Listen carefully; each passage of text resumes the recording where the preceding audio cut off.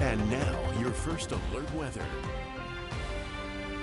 Okay, here comes the sun. I'm sorry I'm over here tweeting maps and stuff, trying to keep y'all up to date. Please follow me on Twitter, Jeff Roper. That's my real name, by the way. None of this fake stuff going on around here. 62 high yesterday, and it was 33 yesterday morning. So we did edge just barely into the lower 60s around here, and things were windy, and that may have contributed to that. But we did see 50-plus mile-an-hour winds into a lot of our communities. I think we hit 55 in Idaho Falls yesterday. There were 70-mile-an-hour winds in some buttes. 37 degrees right now in Idaho Falls. So we're starting the morning with a freeze warning, and that will continue till about 9 o'clock. So tender vegetation, grandparents, bring them in. 32, that's the wind chill right now in the middle of May.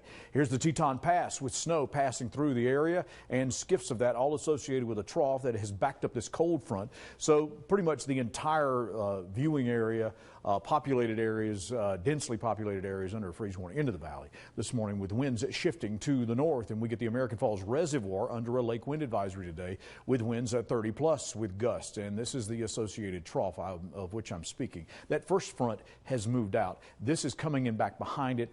And we warned you about this, stirring up some snow showers surrounding, and some of those have made it into the valley this morning. A lot of them right now into Tonya and on over toward the eastern side of Rexburg and at Idaho Falls, the Teton Pass, and then you get on over toward the Palisades. And we're seeing just a few of those popping up on radar. Now, there may be enough energy around here where we may see a thunder shower later on.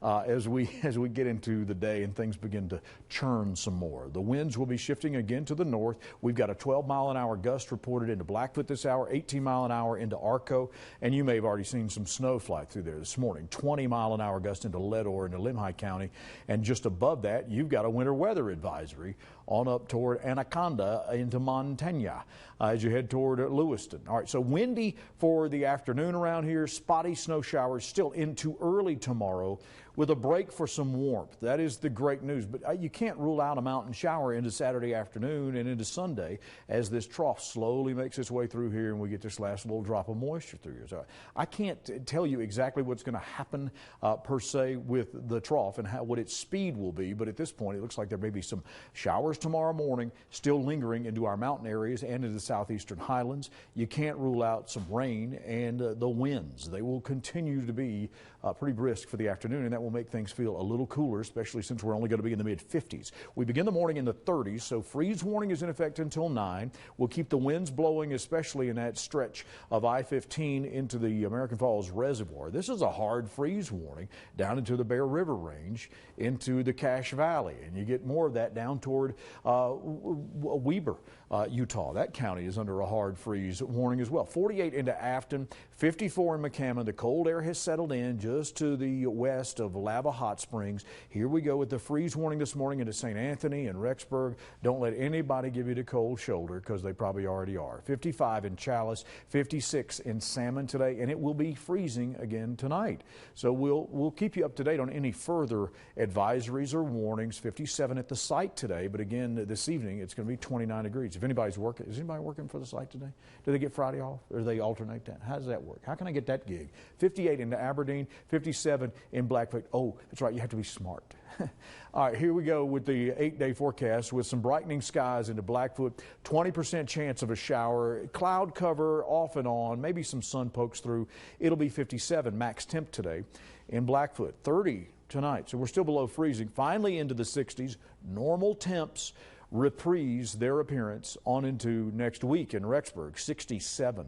So we've got about a 12-degree jump to make over the next 4 or 5 days. It's going to be a slow ride, but I do see an 80 on the board for the kickoff of the weekend countdown next week as we approach Memorial Day weekend. Salmon, 57, and you may see a thunder shower mixed in with some of the snow effects. It will be closer to 60 for Saturday and Sunday, still below freezing tonight.